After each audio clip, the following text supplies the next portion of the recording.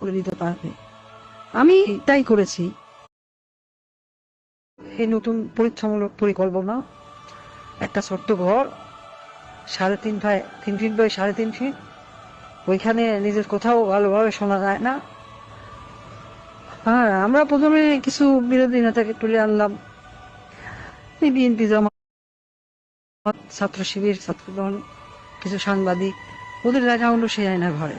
প্রথমে কয়েকদিন ওরা দেয়ালে ঘুষি মারত, আমাকে ভিডিও কলে দেখানো হলো, ভিডিওতে আমাকে দেখানো হলো ওরা দেয়ালে ঘুষি মারত, ডল্লা ঠেলে বেরোনোর চেষ্টা করছে।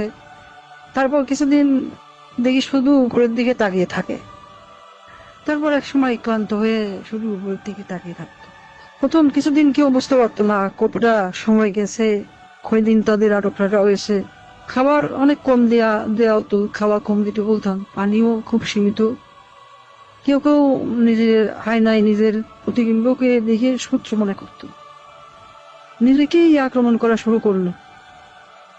নিজের দেয়ালে নিজের হাত দিয়ে ঘুষি মারলো, হাত রক্তাক্ত করলো।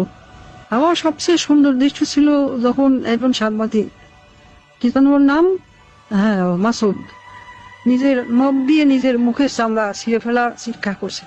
আমার পছন্দ হলো। সারা দেশে আরো বেশ কিছু এরকম আয়নাঘর বানালাম, যুদ্ধপরাধী রাজাকার ছেলে মেয়েদের সেখানে বন্দি করতে বললাম। মাঝে মাঝে 2-1জনকে ছেড়েও দিতাম, ফিরে এসে কেউ কিছুই বলতো না, ওইভাবে বলে দিয়েছিলাম যেন কেউ মুখ না খোলে। ব্যাস, সাপও মরলো না, লাঠিও ভাঙলো না। মানুষ ভাবলো যান বাঁচাতে স্বেচ্ছায় আত্মগোপন করেছিল, কিন্তু আমার আসল শক্তি ছিল প্রচারণায়। আমার দলের নেতা কর্মীরা বলতে সত্যি কিছু ছিল। আমি হাসলাম, কারণ কেন জানেন, একবার যদি সত্য মিথ্যাকে আর মিথ্যাকে সত্য বলে চালিয়ে দেওয়া যায়, তাহলে আর কিছু করার দরকার নেই। মানুষের মনে সন্দেহ ঢুকিয়ে দেওয়াই যথেষ্ট।